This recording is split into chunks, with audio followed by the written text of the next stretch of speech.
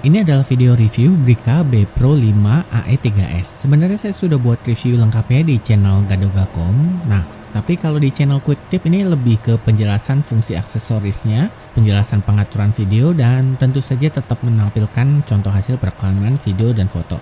Untuk paket penjualannya cukup lengkap dan berikut penjelasan fungsi atau cara pakai aksesorisnya. Kita dapat 3 pivot arms, ini tinggal disambung-sambung aja sesuai dengan kebutuhan. Untuk disambung ke kamera kita pakai tripod mounting. Nanti tinggal dipasang di tripod atau lainnya. Skeleton casing. Kelebihannya ada 2 skru 1/4 inch di bagian atas dan bawahnya untuk disesuaikan dengan kebutuhan. Bisa juga dipasang aksesoris untuk jepitan yang ini. Catatan penting saat pakai skeleton casing, pastikan pengunci atasnya sudah mengunci kamera. Jangan seperti ini kameranya bisa lepas. Cuma ini kok kayaknya kurang panjang sedikit ya penguncinya, atau cuma perasaan saya aja. Base mount adhesive, ini untuk ditempel ke helm atau ke bidang lainnya. Dapat 2, satunya ada ulir baut 1/4 inch, satunya nggak ada. Sambungannya base mount adalah quick release mounting yang ini. Ada 2 bentuk, tinggal disesuaikan dengan kebutuhan. Cable ties dan strap untuk ikat-ikat. Kawat sling ini bisa digunakan untuk pengaman tambahan seperti ini contohnya. Handlebar mount untuk dipasang ke stang sepeda atau motor. Kita juga dapat free external microphone yang menangkap suara dengan sensitif. Jadi jangan terlalu dekat ke mulut untuk penempatannya, bisa overgain. Waterproof casing, pasang ini kalau kamera mau dibawa berenang.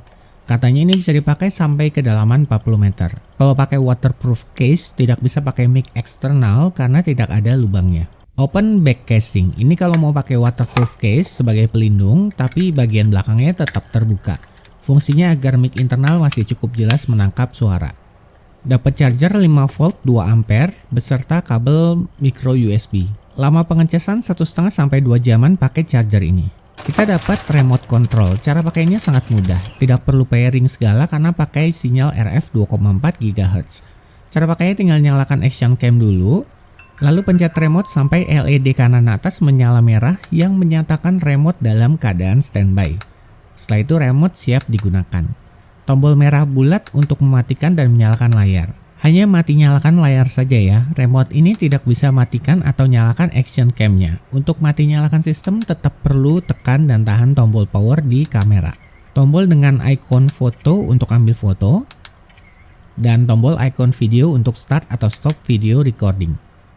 Remote ini pakai baterai kancing tipe CR1632.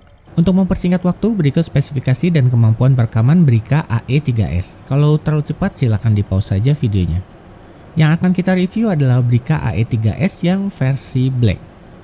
Bedanya dengan yang versi grey atau abu-abu adalah yang grey memiliki lensa super wide angle 170 derajat tapi belum dilengkapi EIS. Sedangkan yang versi black menggunakan lensa wide 150 derajat dan sudah dilengkapi EIS atau Electronic Image Stabilization. Tekan dan tahan tombol power untuk menyalakan kamera. Tekan dan tahan tombol panah ke atas untuk bisa masuk ke menu. Tekan tombol shutter atau tombol OK untuk memilih. Untuk kembali, tekan tombol on off yang berfungsi sebagai tombol back. Ada beberapa mode perekaman yang bisa dipilih seperti yang terlihat di layar. Dimulai dari yang paling sering dipakai yaitu video. Pilihan resolusi dan frame rate atau FPS bisa terlihat di layar. Pengaturan EIS dan koreksi distorsi tidak tersedia di resolusi 720p dan yang frame rate-nya di atas 60 fps. Di luar itu, fitur ini bisa digunakan. Tabelnya seperti ini. Koreksi distorsi off dan EIS off. Bisa dilihat dari dinding bangunan terlihat melengkung, imbas dari penggunaan lensa wide angle yang cembung. Sedangkan ini adalah ketika fitur koreksi distorsinya aktif. Bisa terlihat garis dinding bangunan terlihat lurus. Sedangkan kalau fitur EIS atau Electronic Image Stabilization-nya aktif, sudut pandang akan sedikit menyempit. Bisa terlihat dinding yang tadinya terlihat sekarang tidak tertangkap kamera.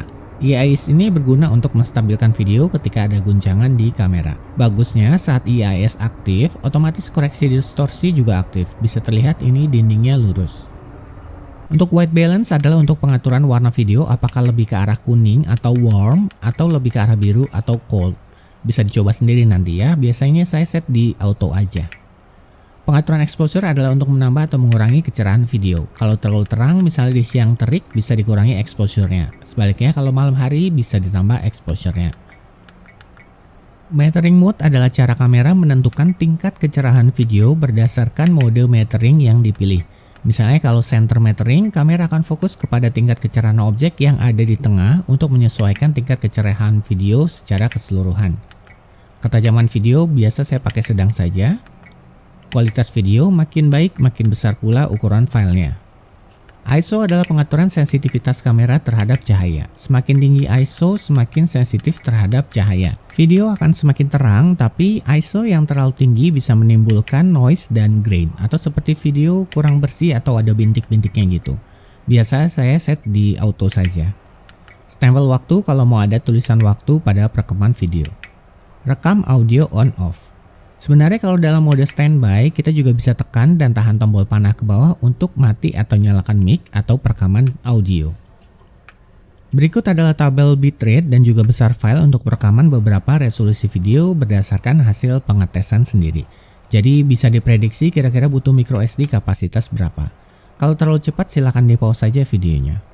Kameranya sendiri dikatakan support microSD sampai 64 GB. Walau saya pernah lihat ada juga yang pernah pakai microSD 128 GB di B Pro 5 dan tidak masalah. Pastikan saja microSD original dengan kualitas bagus atau di atas kelas 10. Kalau pakai microSD kualitas jelek, hasil video akan patah-patah atau tidak lancar. Sekarang mari kita lihat hasil perekaman video beserta tes mic-nya.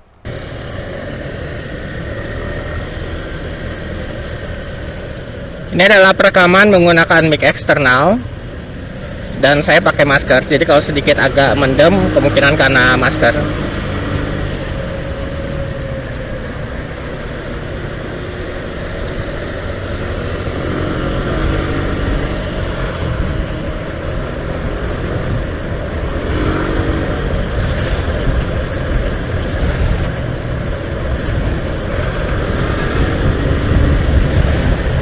Untuk fitur EIS atau penstabilan videonya menurut saya terbilang baik atau cukup kalau untuk motovlog.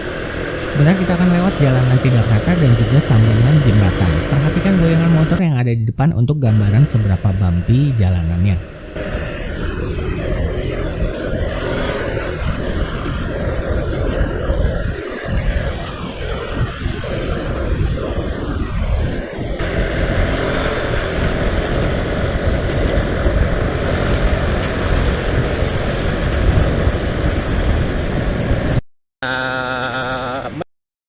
Mendem suaranya kemungkinan karena masker. Mendem suaranya kemungkinan karena masker.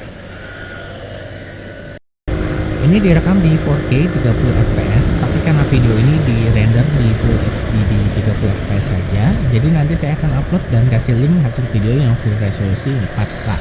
By the way, untuk nonton videonya di resolusi Full HD ya teman-teman, jangan bilang kualitasnya jelek kalau kamu nontonnya di 240p. Untuk motovlog menurut saya sih terlihat paling halus untuk gerakannya saat direkam di 1080p 60 fps. Sekali lagi, karena video ini di render di 30 fps saja, jadi nanti saya akan upload dan kasih linknya ke video yang 60 fps. Cek di deskripsi video.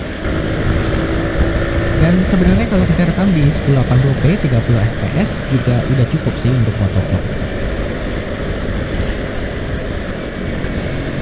Ini adalah video kalau EIS atau penstabilan videonya off atau nonaktif dan juga pakai mic internal. Ini adalah menggunakan mic internal. Nggak tahu kedengeran apa enggak ya, karena kan posisi kameranya di luar helm. Sementara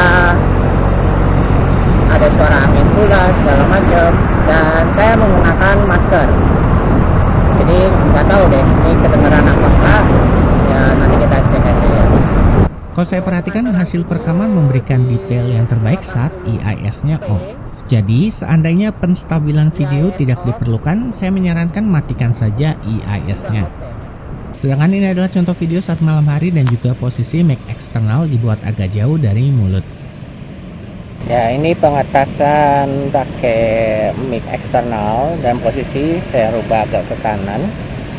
Dan yang pasti sekarang ngomongnya santuy, nggak kayak tadi kan Saya pikir nggak akan bisa menangkap suara karena di luar, tapi ternyata overgain. Nah, ini nggak tahu apakah masih tertangkap dengan baik dengan posisi berbeda di samping kanan, dan juga saya masih pakai masker sih.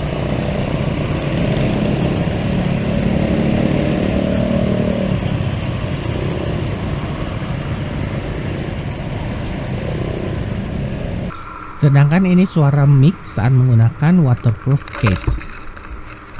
Menggunakan external case, nggak tahu apakah suara saya kedengeran atau enggak. Yang pastikan kalau ketutup ya pasti mic-nya enggak, ya mic-nya ketutup juga. Menggunakan mic internal, EIS off, koreksi distorsi aktif. Ini jalan, ini lari.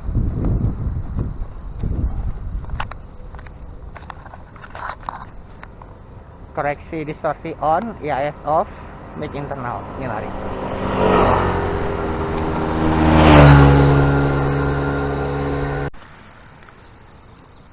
Menggunakan mic eksternal, EIS on, dan ini berjalan, ini lari.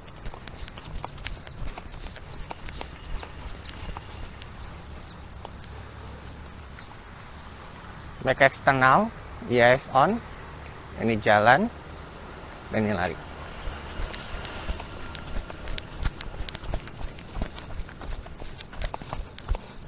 Mode slow-mo atau slow motion adalah untuk merekam gerak lambat. Saat di menu pengaturan, perhatikan ikon di kiri atas. Bisa dilihat ini gambar keong, berarti sedang ada di pengaturan slow motion. Karena pilihan pengaturan slow motion akan berbeda dengan pilihan pengaturan saat di mode video, di mode loop, atau di mode lainnya. Ada beberapa pilihan resolusi. 1080p 4 kali artinya merekam dalam resolusi 1080p namun dalam gerakan 4 kali lebih lambat. Sedangkan 720p 8 kali artinya merekam dalam resolusi 720p dengan gerakan 8 kali lebih lambat.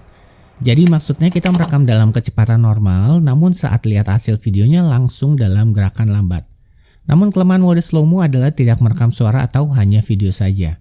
Oleh karena itu saya jarang bahkan tidak pernah pakai mode slow-mo ini. Kalau mau merekam video slow motion, saya merekam dalam mode video 1080p 120fps atau di 720p 240fps, lalu setelah itu diperlambat sendiri menggunakan aplikasi video editor.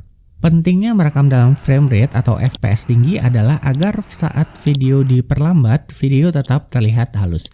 Ini contoh video yang direkam dalam 1080p 120fps lalu diperlambat 4 kali. Kalau diperlambat 8 kali pun juga masih terlihat lumayan bagus.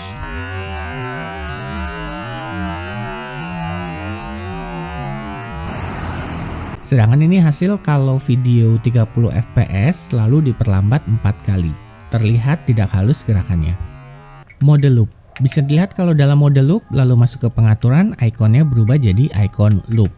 Pilihan resolusi sama seperti mode video normal, bedanya kalau di mode loop, video akan dipecah berdasarkan durasi yang dipilih, entah itu 2, 3, atau 5 menit. Misalnya kalau pilih 3 menit, maka setelah perekaman 3 menit, kamera akan membuat file baru. Jadi kalau merekam selama 9 menit, teman-teman akan mendapatkan 3 file video yang berbeda, namun bisa digabungkan jadi satu video menggunakan aplikasi video editor. Tujuan video dipecah adalah untuk meminimalisir resiko kehilangan file ketika memory card rusak atau korup. Atau jika tiba-tiba kamera mengalami kerusakan, setidaknya masih tersimpan video sebelumnya yang sudah selesai terekam. Di menu pengaturan ada mode berkendara atau driving mode. Kalau ini diaktifkan, saat dicolok charger, otomatis kamera akan melakukan perekaman dan juga menyala pastinya. Jadi kalau pasang di mobil dan kamera disambung charger di mobil, saatnya kunci kontak on, kamera akan otomatis merekam.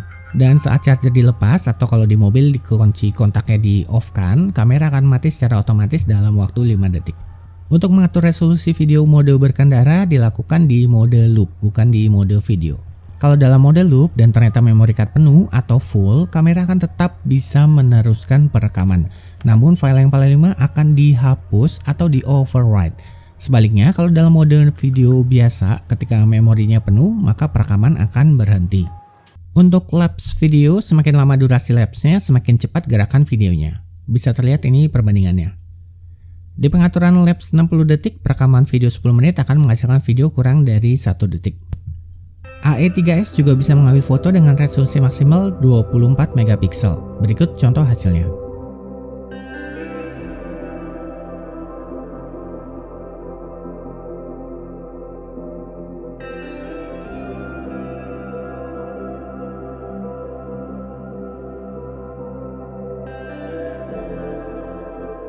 Untuk mode auto adalah kamera akan otomatis mengambil foto berdasarkan interval waktu yang ditentukan seperti yang terlihat di layar.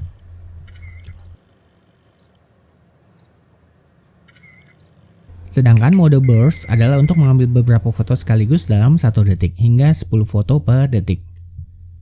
Untuk mode timer adalah untuk memberi jeda sebelum mengambil foto. Kita juga bisa pakai kamera ini sebagai webcam, tinggal buka mode video, lalu matikan EIS dan koreksi distorsi. Colok ke komputer, cek di action cam, pilih kamera mode. Di aplikasi yang membutuhkan kamera akan muncul pilihan UVC kamera, yaitu action cam ini. Untuk daya tahan baterainya termasuk awet, untuk merekam 4K 30fps dan 1080p 120fps bisa 1 jam 20 menitan.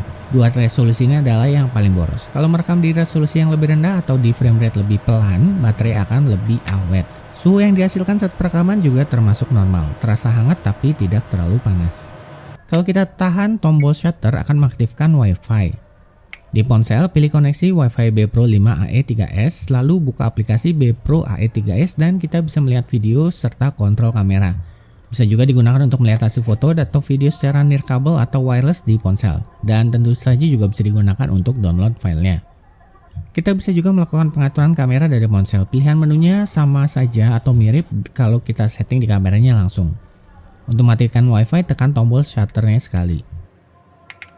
Layar belakang kamera ini menggunakan teknologi TFT ukuran 2 inci yang cukup besar. Di luar ruangan masih cukup jelas terlihat. Layar depan menggunakan LCD monokrom berukuran 0,5 inci yang menampilkan beberapa informasi berguna dan juga hemat daya serta pastinya always on. Mode playback adalah untuk melihat hasil foto dan video.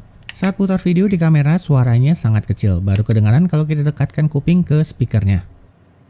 Tekan dan tahan tombol shutter untuk menghapus file.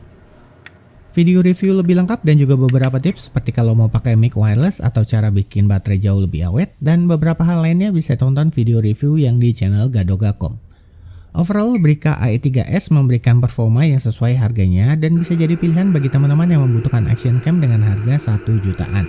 Apakah sesuai dengan kebutuhan dan ekspektasi? Ya silahkan teman-teman nilai sendiri dari hasil video yang ditampilkan. Saya juga pastinya kasih link hasil video yang langsung diupload ke YouTube tanpa kena sentuhan aplikasi video editor sama sekali. Cek di deskripsi video untuk linknya. Layanan purna jual Brica yang terjamin juga bisa dimasukkan ke dalam pertimbangan ketika memilih action cam. Semoga bisa berguna untuk seseorang dan terima kasih sudah menonton.